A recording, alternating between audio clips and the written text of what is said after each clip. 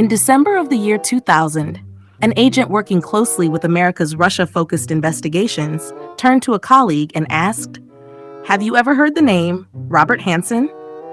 The answer was simple, no. The response that followed was even more unsettling. That's probably a good thing, because very soon you will. Just months later, a carefully concealed operation led by FBI agent Richard Garcia would uncover a betrayal few could have imagined. A betrayal that would shake the intelligence world, expose deep vulnerabilities inside America's security system, and place one name on the front pages of newspapers across the nation. Robert Hanssen, a trusted insider, a senior FBI official, and, as it would soon be revealed, one of the most damaging double agents in U.S. history. When Hanssen was arrested in February 2001, the news sent shockwaves through Washington and far beyond. For years, he had operated in plain sight, passing secrets, undermining national security, and deceiving those who worked alongside him. More than 2 decades later, on June 5, 2023, Robert Hanssen was found dead inside his cell at a high-security prison in Colorado. He was serving a life sentence. He was 79 years old. The agent who helped bring him down, Richard Garcia, was long retired by then. When asked for his reaction, his words were short and final. Good, it's over. But the story was never really over, because Hanssen's betrayal left questions that still echo today, about trust, about loyalty, and about how close a hidden enemy can be without ever being seen. This is the story of Robert Hanssen. Stay with us. This is USMag. Robert Hanssen is remembered as one of the most damaging spies in the history of the FBI. Few individuals managed to hurt the agency and the country more from the inside. For nearly 20 years, Hanssen quietly handed over some of America's most closely guarded secrets to Moscow, while continuing to work within the U.S. intelligence system itself. For 2 full decades, the betrayal went unnoticed. And according to the FBI, the consequences were not just strategic, they were human. Lives were lost. Stopping him would not be easy. At its peak, nearly 300 FBI agents worked day and night, focused on a single question: who was leaking America's deepest secrets, and how had they remained invisible for so long? Robert Hanssen's path to espionage began quietly. He studied the Russian language during college, and in 1976, he joined the FBI. Within less than a decade, he was no longer serving the Bureau. He was betraying it. Starting in 1985, Hanssen launched a long-running covert operation from inside the U.S. government itself. From this position of trust, he sold highly classified documents to the Soviet Union, and later to Russia. He didn't just pass information, he exposed identities. He revealed secrets that intelligence agencies worked their entire careers to protect. And the damage was devastating. A sworn affidavit, more than 100 pages long, laid out the full scale of his actions. Because of the intelligence Hanssen provided, 3 American agents were captured and imprisoned. 2 others were executed. Among the most sensitive material he handed over were intelligence assessments detailing Soviet efforts to uncover classified information about U.S. nuclear programs. Hanssen fed this information to the KGB, and even after the Soviet Union collapsed, he continued working with Russian intelligence in the post-Cold War era. This was not a short chapter. It was a career-long betrayal. In return, Hanssen was paid handsomely. Russian handlers rewarded him with approximately $1.4 million, hundreds of thousands in cash and diamonds, and the rest quietly deposited into a bank account. Money was not transferred with flashy transactions. Everything about Hanssen's operation was designed to avoid attention. What allowed him to remain hidden for so long was his use of old-school spycraft. No emails, no phone calls. Instead, Hanssen relied on dead drops, a classic espionage method where information is secretly left behind for handlers to collect later. He chose quiet suburban locations in Virginia, just outside Washington, D.C., ordinary places no one would question. Even his handlers in Moscow never knew who he really was. He used false names, carefully separating his true identity from his secret life as a spy. And even after the Berlin Wall fell, even after the Soviet Union collapsed, Hanssen did not stop. He continued trying to communicate with Russian intelligence, right up until the moment he was arrested. But eventually, the balance shifted. A series of intelligence breakthroughs began to close the gap. Patterns emerged. Suspicions sharpened. And finally, after years of deception, the FBI and the wider U.S. intelligence community caught up with him. The hunt was over. But the damage was already done. This is not just the story of a spy. It's a story about trust, about betrayal, and about how the greatest threats are sometimes hidden in plain sight. Throughout the 1990s, American intelligence agencies carried a growing fear. Somewhere inside their own system, a traitor was operating. The suspicion was real, but identifying the person behind the leaks would take years.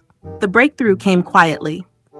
A Russian intelligence officer secretly working for the United States obtained a set of classified Russian documents, passed through an intermediary in Virginia. At the same time, investigators uncovered something else. A recorded phone call between Robert Hanssen and his handlers, and fingerprints, lifted from plastic trash bags used in dead drop exchanges. By November of 2000, the FBI was confident. They knew who the insider was. But knowing was not enough. They needed proof. To get it, the FBI set a careful plan in motion. Hanssen was quietly reassigned, moved away from the State Department, and into a position where he could be watched closely, a place where surveillance teams could track his movements without alerting him. Former Deputy Assistant Director of the FBI's Counterintelligence Division, Deborah Evans Smith, later described the goal clearly. The mission was to gather undeniable evidence and ultimately, to catch him in the act. This is where Richard Garcia enters the story. On December 8, 2000, the section chief of the FBI's Russia desk arranged for Garcia to be dropped off at Hanssen's workplace, under the cover of an ordinary, forgettable excuse. Garcia was no ordinary agent. A veteran undercover operative, he was assigned a carefully constructed role, posing as a rigid, by-the-book bureaucrat, designed to interact directly with Hanssen. Looking back, Garcia would later admit something simple. Hanssen disliked him. But confrontation was never the objective. Garcia's mission was subtle, to slow Hanssen down, to quietly disrupt his routines without provoking suspicion. At that moment, the truth was known to only a handful of people. Inside the FBI, only a small inner circle understood the reality, that a spy was hiding in plain sight, inside their own organization. And the clock was running out. Richard Garcia, posing as Robert Hanssen's administrative aide, brought in a young undercover operative named Eric O'Neill. O'Neill was just 26 at the time, but already skilled in computer hacking, and ready to take on one of the most dangerous spies in American history. Looking back, O'Neill would later say that going undercover at such a young age and facing someone like Hanssen was one of the defining moments of my life. Over the following weeks, the two men grew to know each other, even as each secretly investigated the other.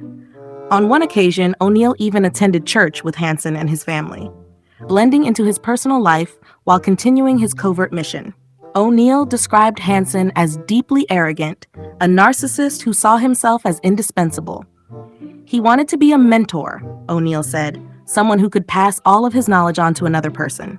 During the investigation, Garcia took Hanssen, whom he privately called a gun enthusiast, to a shooting range. While Hanssen was away, undercover FBI agents searched a nearby vehicle and discovered highly classified documents. On another occasion, Garcia deliberately lured Hanssen out of his office, again to the shooting range, while O'Neill quickly copied the contents of Hanssen's Palm Pilot.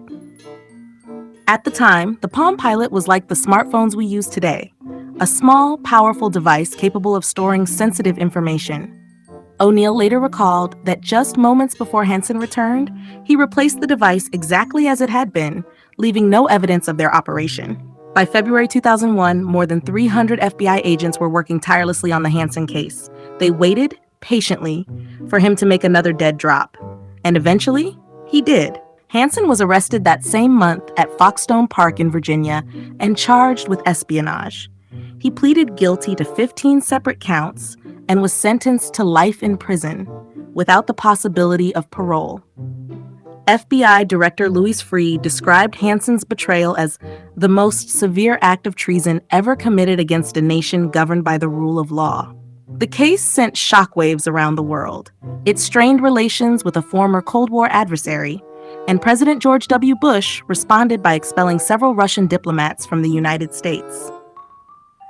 Hanssen was sent to a maximum security prison in Florence, Colorado, where he remained behind bars for more than 20 years, until his death. This case left an indelible mark on everyone involved. Agent Eric O'Neill later chronicled the investigation in his book, Gray Day. Today, according to his website, he works as a keynote speaker and counterintelligence consultant. For years, O'Neill tried to interview Hanssen for his book, but he was never able to secure a meeting. Even after spending weeks working alongside him in a small bureaucratic office in the early 2000s, prison officials refused to allow him any access to Hanssen's cell. When Hanssen died, O'Neill expressed regret, wishing he had pressed for that one final conversation. "I would have asked him, 'Why did you do it?'" he said. Richard Garcia, who also played a pivotal role in bringing Hanssen to justice, has his own perspective on the spy's motives. He believes Hanssen's betrayal was driven by ego. He saw himself as God, Garcia said, believing he could control the relationship between the United States and Russia. Garcia describes Hanssen as the most destructive spy in American history, a man whose actions caused long-term damage to the United States and whose intelligence leaks led to countless lost. "That's why the entire story is so astonishing," Garcia said. "Stories like these remind us that the greatest threats are often hidden in plain sight, and that uncovering them requires patience, skill, and unwavering determination." If you found this story compelling, like, subscribe, and share this video. Comment below with your thoughts on Hanssen's betrayal, and stay with USMag for more incredible stories from the shadows of history.